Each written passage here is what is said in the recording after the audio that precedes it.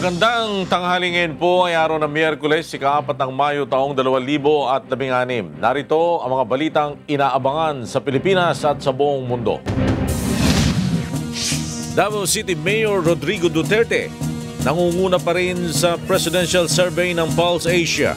Rojas at Poe tabla sa second place. Central Luzon isinailalim sa COMELEC control dahil sa mga naitalang karahasan. Heat index sa Metro Manila at Tugigaraw maaaring umabot sa 40 degrees Celsius.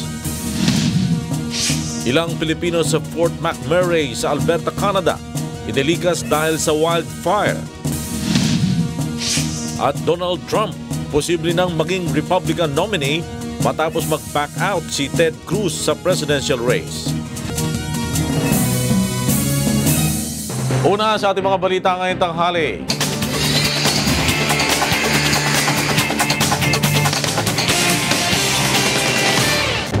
Nangunguna pa rin si Davao City Mayor Rodrigo Duterte sa latest presidential survey ng Pulse Asia.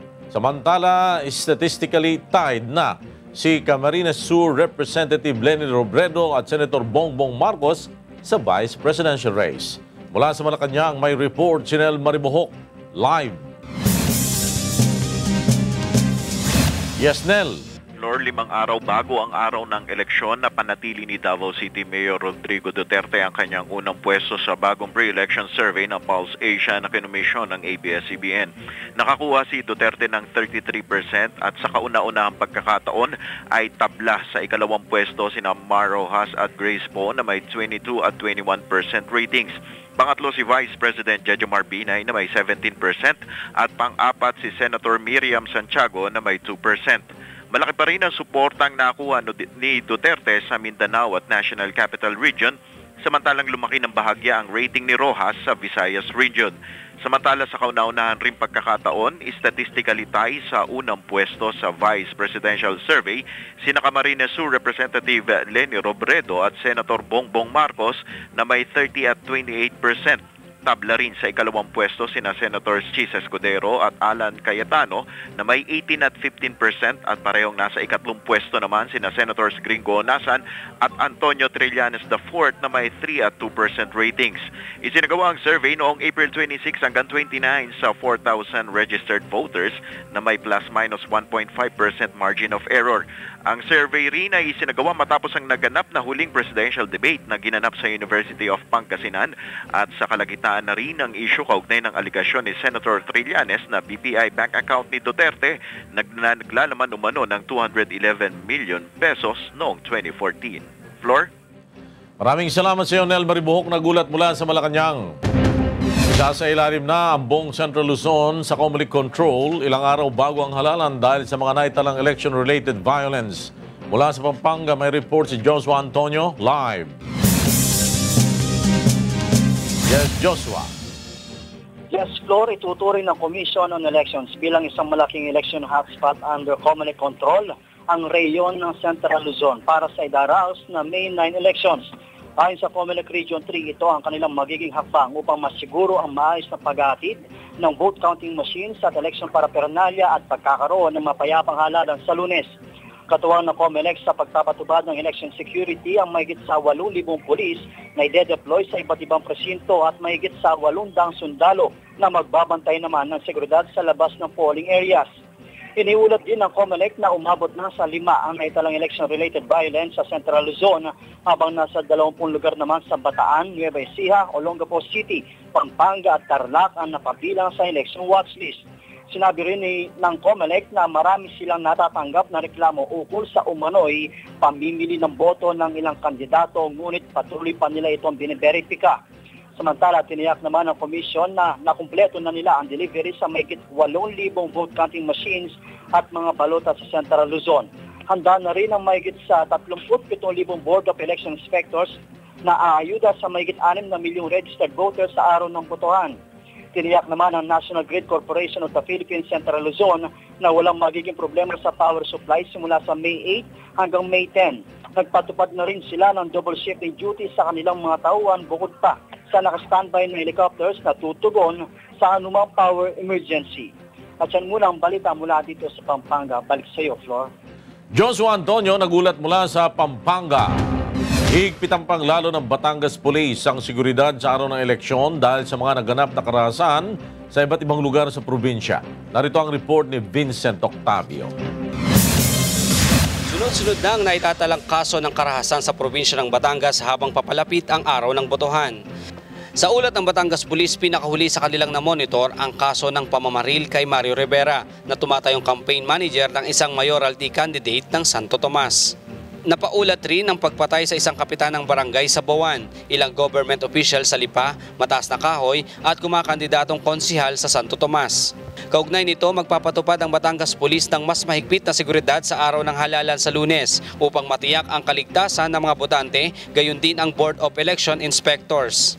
In-orient yung ating mga personnel na i-augment kung ano yung mga dapat nilang tandaan sa panahon ng eleksyon, ano yung mga dapat nilang maging actions in case na ma-encounter nila yung iba't ibang senaryo sa araw ng eleksyon. Umapila rin sila sa publiko na tumawag sa kanilang hotline na 0977-814-8110 para sa anumang sumbong at impormasyon.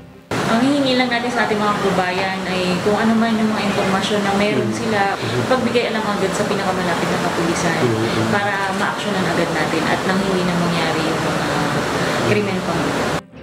Mula dito sa Batangas, Vincent Octavio, UNTV News Worldwide. Pinaalalahanan ng pamunuan ng Philippine National Police ang mga pulis na maging profesional at may nahon sa pagbabantay sa halalan. Mula sa Kamkrame, may report sila Ilagan live. Yes, Leia.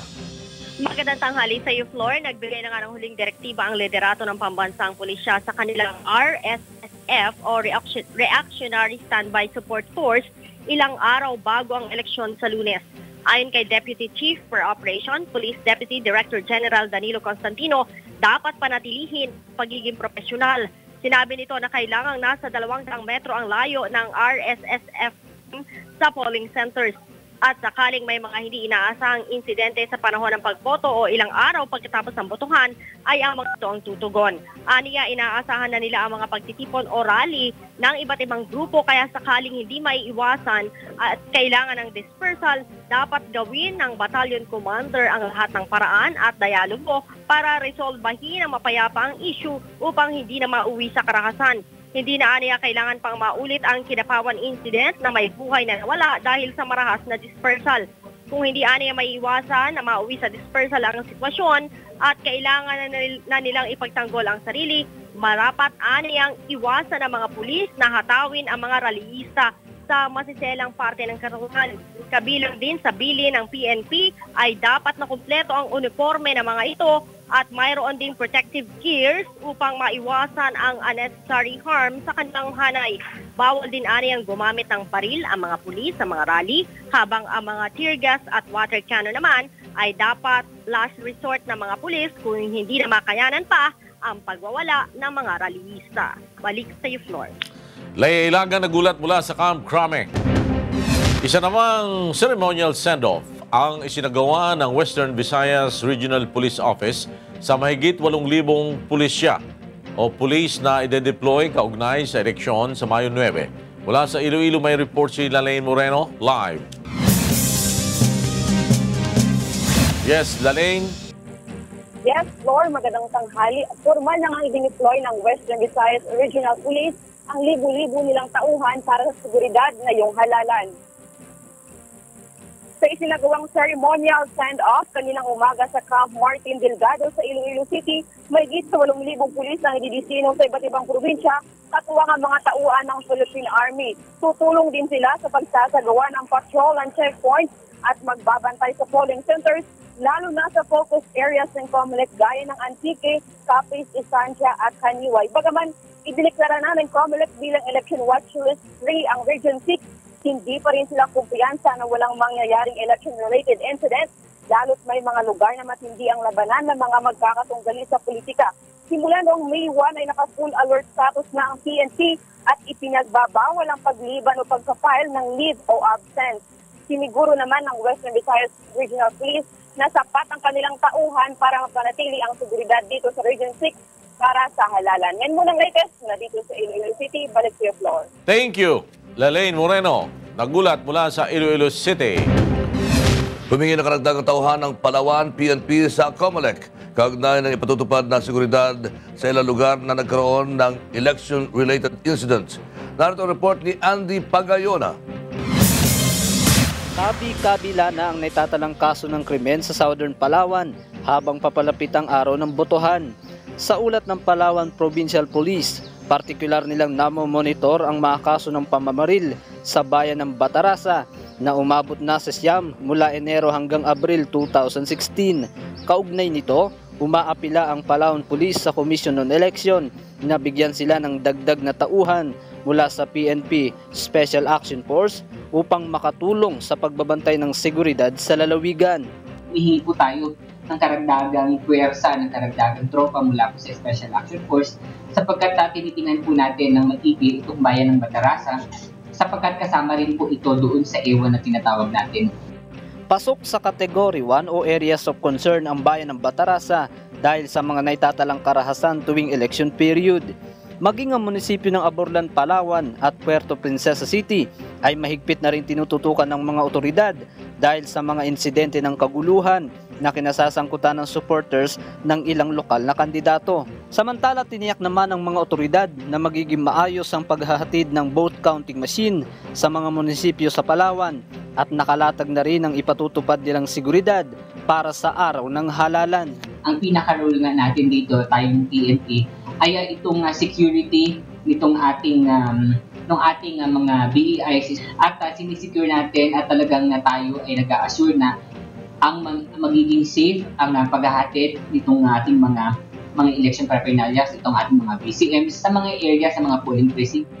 Muling nanawagan ng mga otoridad sa mga mamamayan sa lalawigan na huwag magamba sa kanilang seguridad dahil titiyakin umano nila na magiging maayos at ligtas ang darating na eleksyon ngayong Mayo 9. Mula rito sa Palawan, Andy Pagayona, UNTV News Worldwide. Hindi pa natatalakay ng COMELEC Unbank ang issue ng No Partial Proclamation. Mula sa COMELEC, may report si Victor Cosare, live. Victor. Lakay hindi pa napagpapasyahan ng COMELEC Unbank ang usapin kung papayagan o hindi ang partial proclamation ng mga mananalong senador sa darating na halalan. Ayon kay COMELEC spokesman James Jimenez, hindi pa na isasalang sa deliberasyon ng Unbank ang issue. Kahapon, sinabi ni COMELEC Commissioner Rowena Guenzon na kung siya ang tatanungin, dapat tapusin muna ang canvassing ng mga boto at sabay-sabay nang iproklama ang 12 mananalong bagong senador. Ayon kay Guanzon, posibleng lumikhalang ng pagdududa ng publiko ang partial proclamation. Magiging unfair din anya ito sa mga senatorial votes na naglalaban-laban sa mga huling pwesto. Sinabi pa nito na bukod sa kanya, may isa pang commissioner na may katulad ding pananaw sa issue ng partial proclamation. Matatandaan noong 2013 midterm elections, 3 araw matapos ang halalan, una nang ipinroklama ng COMELEC ang 6 na mga bagong senador at ang iba'y sa mga sumunod na araw. Ang mga miyembro ng COMELEC Unbank ang siyang tatayong National Board of Canvassers na siyang magka-canvass ng mga boto para sa senatorial positions at party list. Lakay? Maraming salamat, Victor Cosare, nag-uulat mula sa Commission on Elections. Samantala, maaari pa rin makabalik sa Senado ang mga senador na tumatakbo sa mataas na posisyon sakaling matalo sa national elections sa Lunes, Mayo 9. Alamin natin kung sino-sino ang mga ito mula kay Brian De Paz, live. Yes, Brian. Yes, Lakay, magandang tanghali. Tanggap nga ng ilang senador na kumakandidato ngayon anuman ang magiging resulta ng halalan sa Lunes. Ito ang tiniyak ni Vice Presidential Candidate Chis Escudero na kabilang nga sa katandem ni Senador Grace Poe. Anya puspusan ang kanilang ginagawang kampanya ilang araw bago ang eleksyon. Kabilang nga sa ilang senador na hanggang 2019 pa ang termino ay sina Senador Grace Poe, Chis Escudero, Alan Peter Cayetano, Antonio Trillanes IV at Gringo Hunasan. Sakaling hindi pala rin na manalo sa eleksyon ay balik Senado sila upang ituloy ang kanilang termino na sinimula noong 2013. Muling iginit ni Senador Escudero na wala silang alitan ng asawa ni Senador Grace Poe na si Nilia Manzares. Paniwala ng senador ang isyong ito ay galing sa kanilang mga katunggali sa politika. Samantala nakahanda na rin magsagawa ng sariling meeting de avance si Vice Presidential Candidate Ferdinand Marcos Jr. bukas araw ng Huwebes. Isasagawa ito sa 9 de Febrero Street sa Barangay Addition Hill sa Mandaluyong City. Balik sa iyo, Lakay. Maraming salamat, Brian De Paz, nag-ulat mula sa Pasay City. Pinangunahan naman ni Pangulong Benigno Aquino III ang huling political rallies ng Liberal Party sa Iloilo City kagabi. Narito ang report ni Vincent Arboleda. Isinagawa sa Iloilo City kahapon ng Liberal Party ang huling meeting de avance nito na pinangunahan ni Pangulong Benigno Aquino III. Presente sa naturang rally si Presidential Mar Rojas, Vice Presidential Leni Robredo, ilan sa mga nasa senatorial slate ng Liberal Party at mga local government executives ng partido na tumatakbo rin ngayong eleksyon.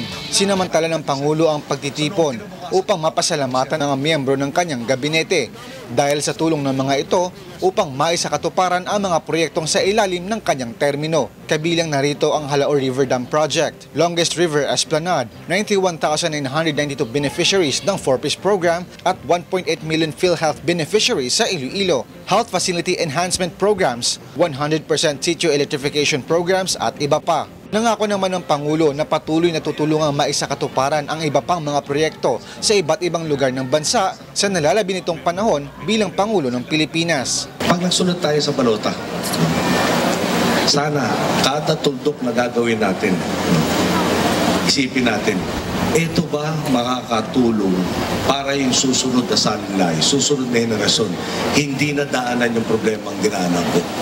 Ito ba makakatulong na matyak yung kinabukasan talagang pataas ng pataas at hindi alanganin, hindi paatras, hindi mag-u-turn?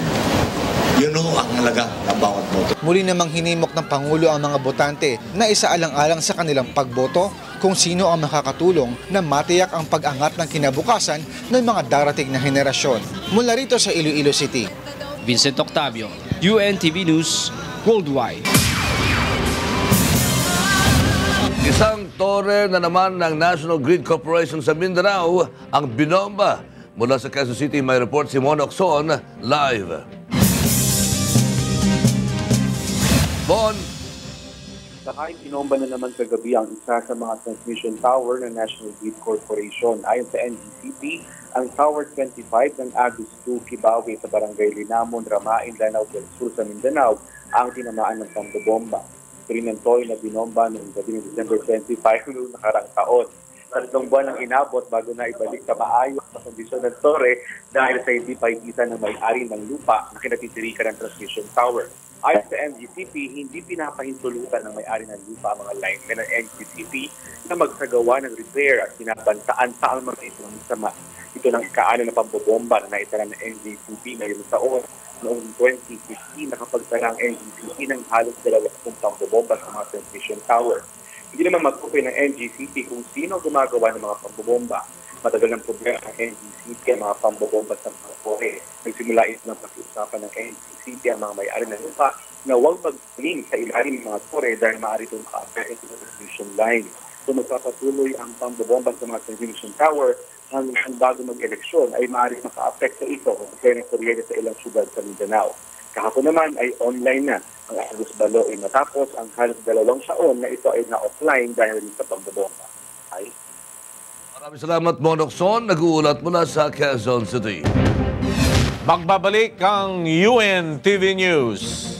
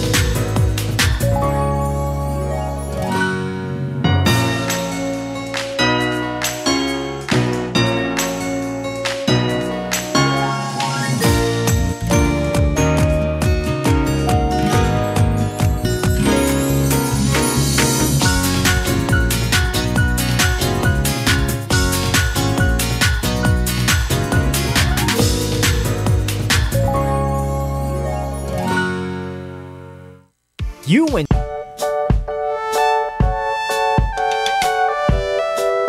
May mga personal na desisyon tayong ginagawa sa buhay at dapat lang na pinag-iisipan natin ng mabuti ang bawat isa sa mga ito.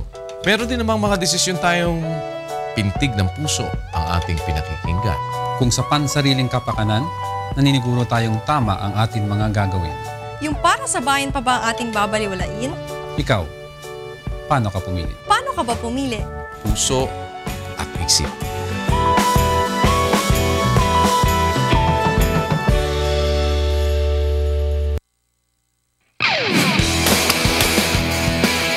join Ryan Ramos on new sports adventures.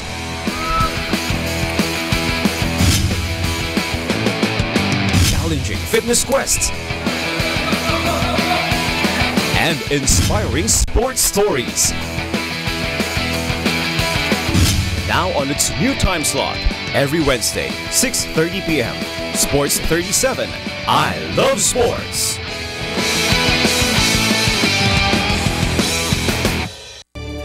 Mula sa Luzon, Visayas, at Mindanao, at maging sa iba't ibang bansa na mayroong Pilipinong makikiisa sa ating inaasahang pagbabago. Hatid ng UNTV News ang komprehensibong coverage ng 2016 national elections. Magsisiyasat, magbabantay, at mag-uulat. Poll Watch 2016 National Elections Coverage.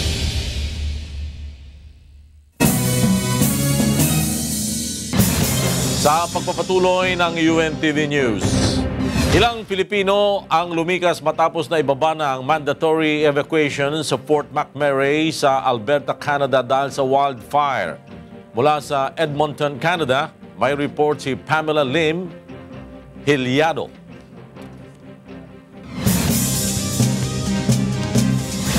Yes, Pamela.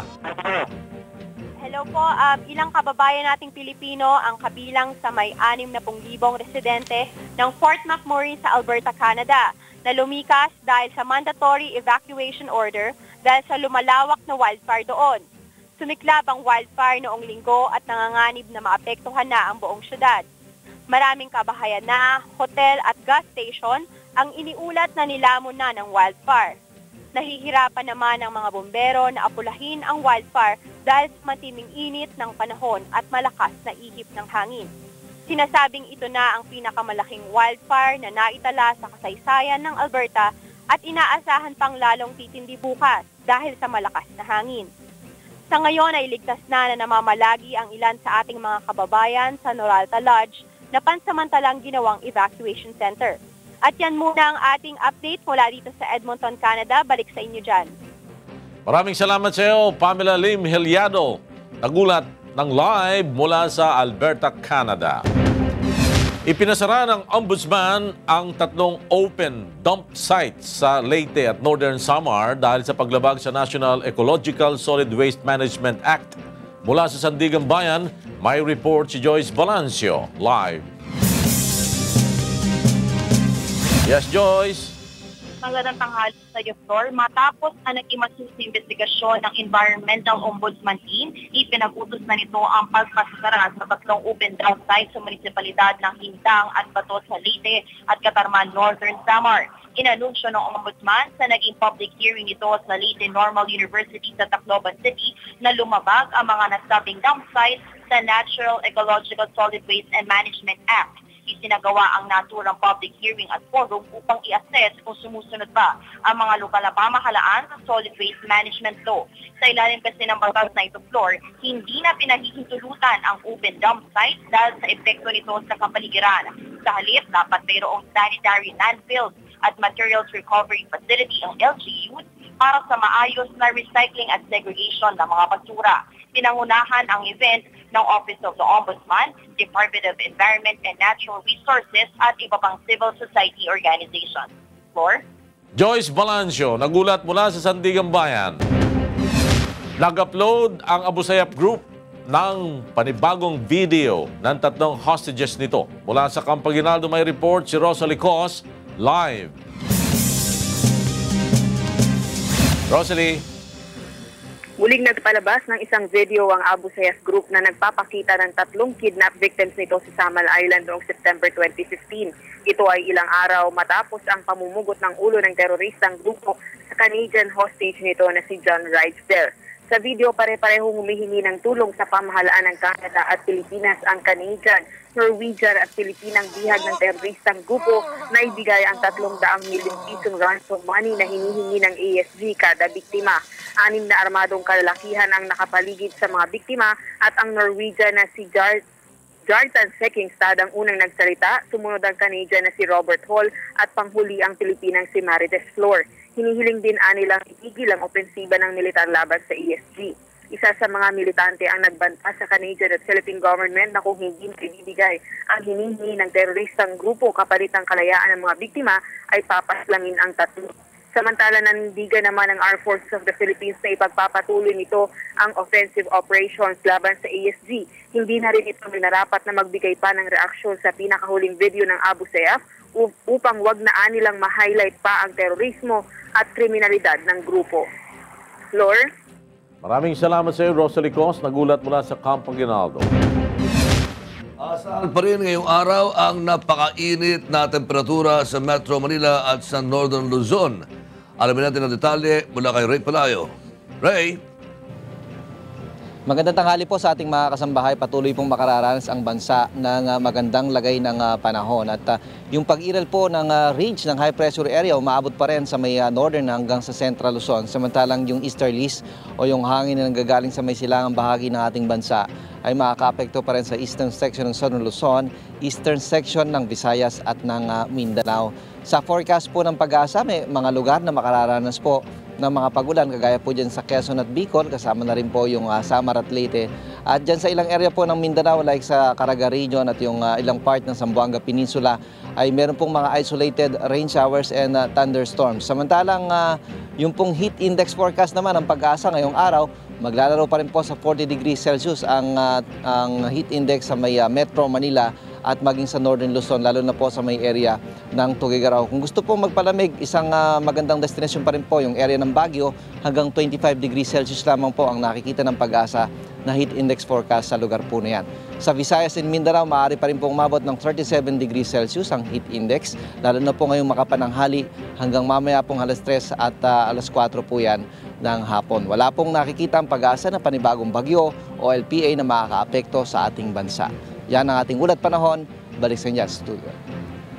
Maraming salamat, Ray Palayo. Nag-uulat mula sa Pag-asa DOST. Umatras na si Texas Senator Ted Cruz sa Republican Party presidential nomination matapos na magugi si business mogul Donald Trump sa primary sa Indiana. Mula sa Washington, D.C., may report si James Bontuyan live. Yes, James. Yes, Lakay, magandang araw sa inyo dyan. Itinuturing na ni Republican National Committee Chairman Reince Priebus na presumptive nominee si presidential candidate Donald Trump matapos manalo ito sa katatapos na presidential primary sa estado ng Indiana. Bagamat hindi pa nakakuha ang required number ng delegates na 1,237, sinasabing si Trump na ang mananalo dahil umatras na si Senador Ted Cruz sa labanan. Hindi na itinuloy ni Cruz ang kampanya matapos na lumabas ang resulta sa Indiana dahil wala na siyang tsansa na makahabol pa kay Trump. Samantala, nanalo naman si Senator Bernie Sanders laban kay Secretary Hillary Clinton sa Democratic Indiana primary. Sa kabila ng pagkabanalo ng senador, hindi naman inaasahang makakabawas ito sa malaking kalamangan ni Clinton sa delegates count. Ayon kay Sanders, tuloy ang laban hanggang sa Democratic Party Convention sa Hulyo. Ang mananalo sa Democratic at Republican primaries ang maglalaban sa general presidential elections sa darating na Nobyembre. Yan ang ating update mula dito sa Washington, D.C. Back to you, Lakay. Maraming salamat, James Bontuyan mula sa Washington, D.C.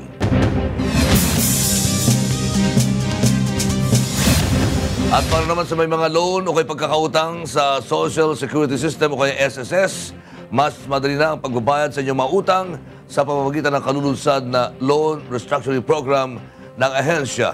Narito ang report ni Primrose Gilaran. Magandang balita ang hatid ng Social Security System sa kanilang mga miyembro na may hindi nabayarang loans.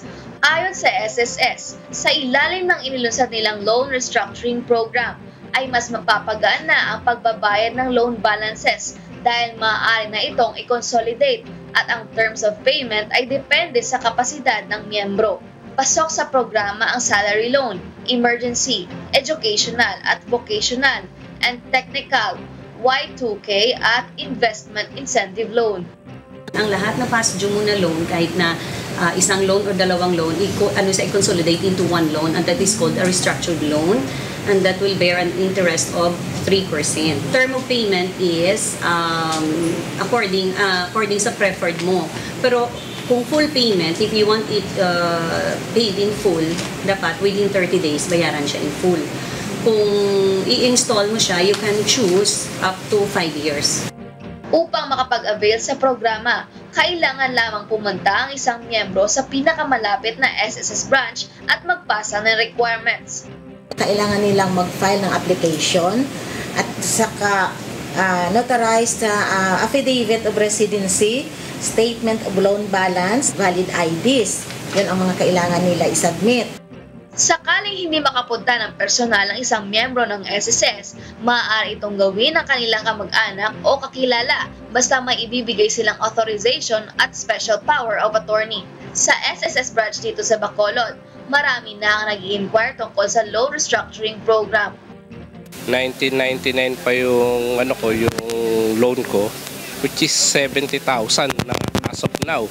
Pero nung inabil ko yung reconstructuring program ng SSS, maabot na lang ng 40. So, almost 30,000 ang mawawala. Panawagan naman ng SSS sa kanilang miyembro na samantalahin ang programa upang mapagaan ang kanilang pagbabayad sa loan. We do encourage you to avail of this program. It already started last April 28, 2016, and it will end on April 27, 2017. So I would, again, talaga pong i-encourage po namin yung mga members natin na may mga past due loans. So pumunta lang po sa nearest SSS branch offices namin. Mula rito sa Bacolod City, Primrose Gilaran, UNTV News, Worldwide.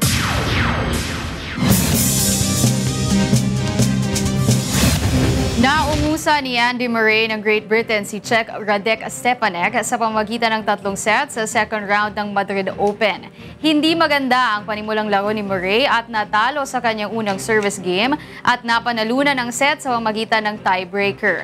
Nakuha ng world number 34 na si Stepanek ang second set pero ganap na nakuha ni Murray ang kanyang rhythm sa final set upang magwagi sa laban 7-6, 3-6, 6-1. Ang susunod na assignment ni Murray ay maaaring si Pablo Carreno Busta o Gilles Simon sa third round.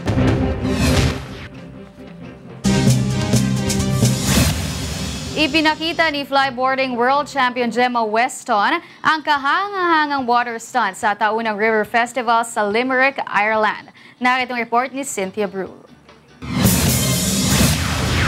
Pinahanga ni Gemma Weston sa kanyang mga amazing stunts sa flyboarding ang mga masayang nakiisa sa taunang pagdiriwang ng Riverfest dito sa Limerick, Ireland. Bukod sa water stunts ni Weston, ginanap rin ang Great Limerick Run na nilawakan ng libo-libong runners, kabila na ang mga kababayan nating Pilipino dito sa Ireland. I think the waterboarding is brilliant. We've never seen waterboarding in the city here before. It's exceptionally skillful, and I wish I was young enough to be able to do it. Hello from Riverfest Limerick. I'm Gemma Weston to you in the Philippines. Tunay na nabigyan ng buhay at kulay ni Gemma Weston sa kanyang mga makapigil na hiningang stunts, ang makasaysayan at pinakamahabang ilog dito sa Ireland, ang Shannon River. Mula dito sa Limerick, Ireland, Cynthia Brule, UNTV News, Worldwide.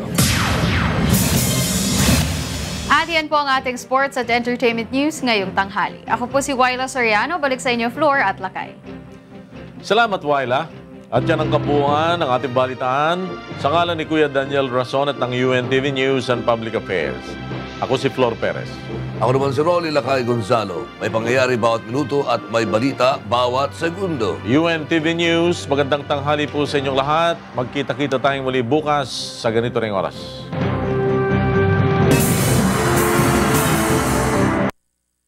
UNTV News.